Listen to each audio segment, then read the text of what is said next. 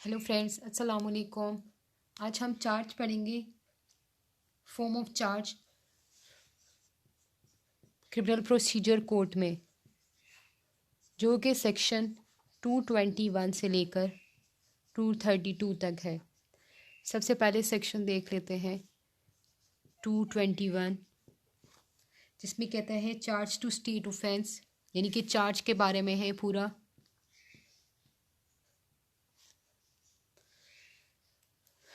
सबसे पहले ये बताता है जो भी चार्ज होगा उसमें ऑफेंस को लिखा जाएगा। फिर नेक्स्ट कहता है अगर उस ऑफेंस का स्पेसिफिक नेम है तो नेम लिख दिया जाएगा। अगर उस ऑफेंस का स्पेसिफिक नेम नहीं है, अगर किसी लॉ के तहत उसकी कोई डेफिनेशन दी हुई है तो वो डेफिनेशन लिख दी जाएगी। जहाँ पर अगर लॉ में उसकी सेक्शन नंबर है तो वो सेक्शन नंबर लिख दिया जाएगा। नेक्स्ट कहता है जो कंडीशंस बताई गई है उस ऑफेंस के लिए, उस कंडीशन के तहत ही उसी तरह ही उसको लिखा जाएगा चार्ज में, उस ऑफेंस को। फिर next language of the charge क्या होनी चाहिए, इंग्लिश या जो कि कोर्ट की लैंग्वेज है वो लैंग्वेज हो। फिर इसका 7 पॉइंट क्या कहता है, प्रीवियस कन्विक्शन, अगर वो जो ऑफेंडर है उसको कोई प्रीवियस कोई सज़ा मिली है, उसने कोई ऑफेंस किया है,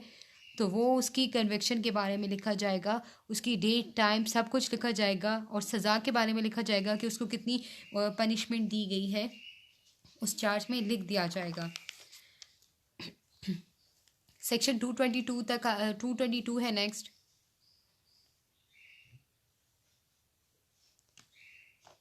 222 में कहता है particular as to time place and person, जिस पर्सन ने ऑफेंस किया है उस पर्सन का लिखा जाएगा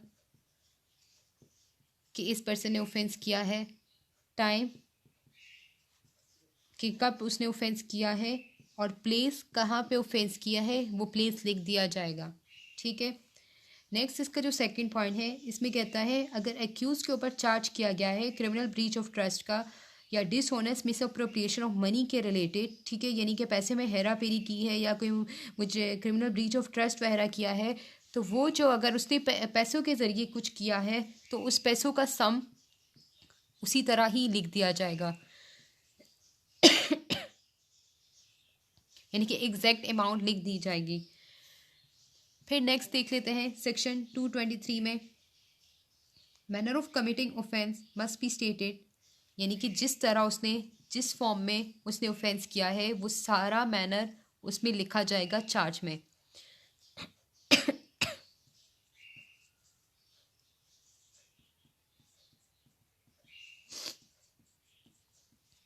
ठीक है, मैनर ऑफ कमिटिंग ऑफेंस ये लिख दिया जाएगा। नेक्स्ट सेक्शन पे आ जाते हैं,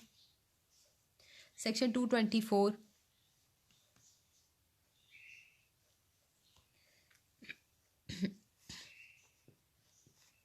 सेक्शन 224 में कहता है words in charge taken in sense of law under which offence is punishable, यानी कि लॉ में जो चीज़ जिस तरह से बताई हुई है उस चार्ज को उस चार्ज में लॉ के बारे में उसी तरह लिखना है, उस पनिशमेंट के बारे में उसी तरह लिखना है, यानी कानून के मायने में लिए गए अल्फाज जिनके तहत जुर्म काबिल सज़ा है तो उसको उसी तरह ही लिखना है, वर्ड्स जो लॉ के अंदर बताए हुए हैं। ठीक है, वर्ड्स के बारे में बता दिया है यहाँ पर, उसी पनिशमेंट को उसी तरह ही लिख लेना है उसी लॉ के अंदर। फिर सेक्शन 225 में कहता है एरर, इफेक्ट ऑफ एरर, जिसमें कहता है कि अगर कोई एरर हो गया है चार्ज में और वो चार्ज जो है उसको अगर फेलियर ऑफ जस्टिस मिसलेड अगर नहीं हो रहा तो उस चार्ज को उसी तरह ही लेकर जाएगा, लेकिन जहाँ पर अगर मिसलेड किया जा रहा है फैक्ट्स को या उसमें एरर या ओमिशन हो गई है या कुछ चीज़ रह गई है और फेलियर ऑफ जस्टिस का खदशा है तो फिर नेक्स्ट आप देखेंगे 227 में उसको आल्टर कर दिया जाएगा। ठीक है, 226 ओमिट हो गई है, सेक्शन 227 में क्या होगा, अल्टर, यानी कि कोर्ट में अल्टर चार्ज यानी कि तब्दील कर दिया जाएगा, जिसमें क्या होगा कि बिफोर एनी कोर्ट में alter or add to any charge at any time before judgment is pronounce, यानी कि जजमेंट प्रोनाउंस होने से पहले कोर्ट जो है उस चार्ज में कुछ चीज़ तब्दील भी कर सकती है और कुछ एक्स्ट्रा चीज़ें भी डाल सकती है, ठीक है। नेक्स्ट इसमें क्या कहता है कि जो भी एडिशन की गई है, जो अल्ट्रेशन वगैरह की है, तो वो एक्यूज़ को सुनाई जाएगी, उसको एक्सप्लेन की जाएगी। फिर नेक्स्ट सेक्शन 228 के बारे में कहता है व्हेन ट्रायल में प्रोसीड इमीडिएटली आफ्टर अल्ट्रेशन, यानी कि जैसे ही अल्ट्रेशन वगैरह हो गई तो ट्रायल स्टार्ट हो जाएगा।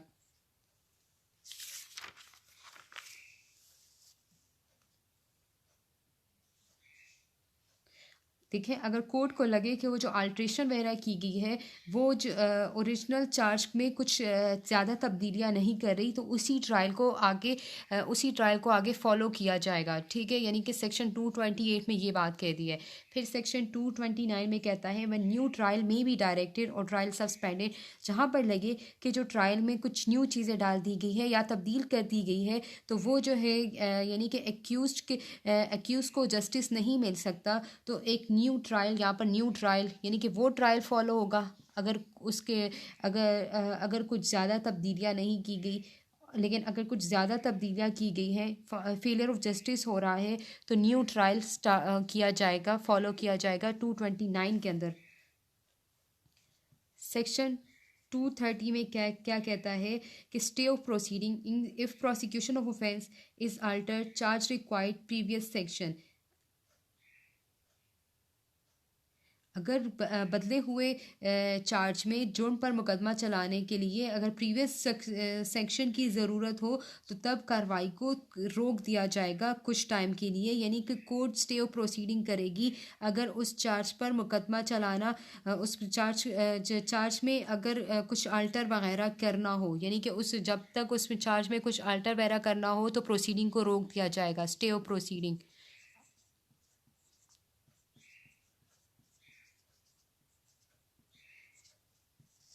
सेक्शन 231 में कहता है recall of witnesses when charge alter, जहाँ पर चार्ज को अल्टर कर दिया और वो जो न्यू ट्रायल है, अगर कोर्ट को लगे कि अभी न्यू रिकॉल यानी कि दोबारा एविडेंस को बुलानी चाहिए, दोबारा जो है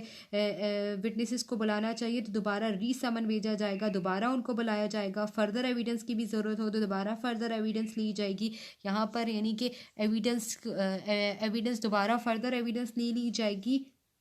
और अगर कुछ कोर्ट को कुछ और चीज़ मुनासिब लगे तो वो भी कर सकती है सेक्शन 231 के अंदर, यानी 231 के अंदर, ठीक है। फिर सेक्शन 232 को देख लेते हैं इफेक्ट ऑफ मटेरियल एरर, जहाँ पर अपीलेट कोर्ट को या हाई कोर्ट जिसके पास या सेशन कोर्ट जो है अगर या रिविजनल कोर्ट जो है, जहाँ पर उनको लगे कि यहाँ पर एक्यूज्ड जो कन्विक्ट है उसको मिसलेड किया जा रहा है चार्ज में कुछ एरर की वजह से, यानी कि वो अपना डिफेंस नहीं कर सकता इस चार्ज के ऊपर, और जो अगर जो चेंजेस की गई है उसकी वजह से यहाँ पर कोर्ट क्या कर सकती है, न्यू रीट्रायल भी कर सकती है, दोबारा रीट्रायल के लिए भी हुक्म कर सकती है सेक्शन 232 के ऊपर। यहाँ पर फिर नेक्स्ट क्या कहता है, if the court is of the opinion that the fact of case are such that no valid charge will be refer against the accused in respect of the fact proof it shall quash the conviction, जहाँ पर court को लगे जो कि fact जो charge में बताए हुए हैं वो इनवैलिड हैं, वो वैलिड नहीं थे, तो यहाँ पर कोर्ट क्या कर सकती है, जो हाई कोर्ट की बात कर रहा है और कोर्ट ऑफ सेशन जो कि अपीलेट कोर्ट है, ठीक है, उनकी बात कर रहा है कि वो उस कन्विक्शन को ख़त्म भी कर सकती है। यानी कि इसमें से इन शॉर्ट देख लेते हैं कि सेक्शन 221 में क्या कहता है, चार्ज इन राइटिंग होना चाहिए, चार्ज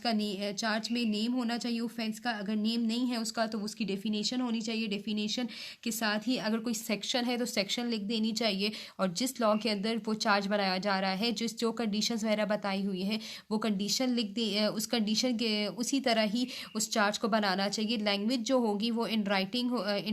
होगा, इंग्लिश या कोड की लैंग्वेज पे वो चार्ज बनाया जाएगा। और इसका जो 7 पॉइंट है, अगर वो प्रीवियस कन्विक्ट है तो वो प्रीवियस कन्विक्शन भी उसमें लिख दी जाएगी। नेक्स्ट कहता है सेक्शन 222 के अंदर जहाँ पर जो ऑफेंस है उसका नाम, जो पर्सन है, ठीक है, एक्यूज है,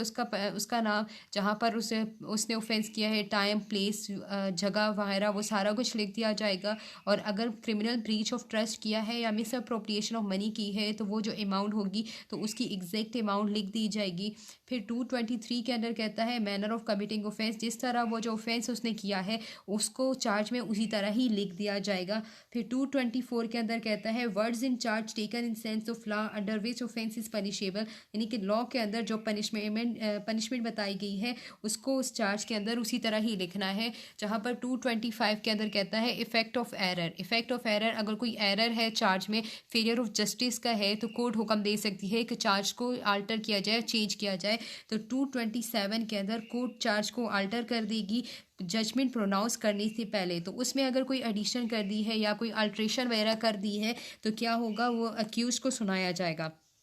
228 में कहता है ट्रायल कहता है, इसमें ये कहता है अगर जो कि अल्ट्रेशन एडिशन की है वो ट्रायल के ऊपर कोई ट्रायल तो स्टार्ट हो रहा है, अगर उसके ऊपर जो है कोई असर नहीं पड़ रहा जो पिछला ट्रायल स्टार्ट था तो उस ट्रायल को इसी तरह ही जारी किया जाएगा। लेकिन सेक्शन 229 में कहता है अगर वो फेलियर ऑफ जस्टिस हो रहा है, वो जो न्यू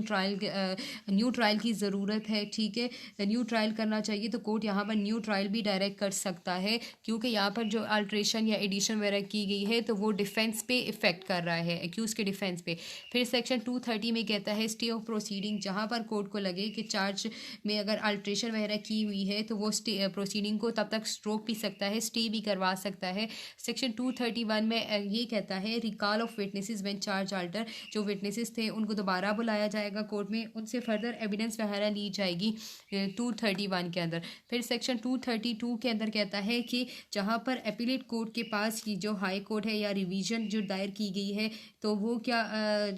रिवीजन दायर की गई है उस कोर्ट को लगे कि जो चार्ज में चार्ज जो चेंज किया गया है वो जो एक्यूज को मिसलेड किया जा रहा है या उस एरर की वजह से, तो यहाँ पर कोर्ट दोबारा रीट्रायल का हुक्म भी दे सकती है और साथ ही साथ जो है उस चार्ज को इनवैलिड भी करार दे सकती है, उसको ख़त्म भी कर सकती है। तो उम्मीद है आपको ये लेक्चर समझ में आ गया होगा। प्लीज़ मेरा चैनल लाजमी सब्सक्राइब करें, मुझे फीडबैक लाजमी दें। Thank you so much.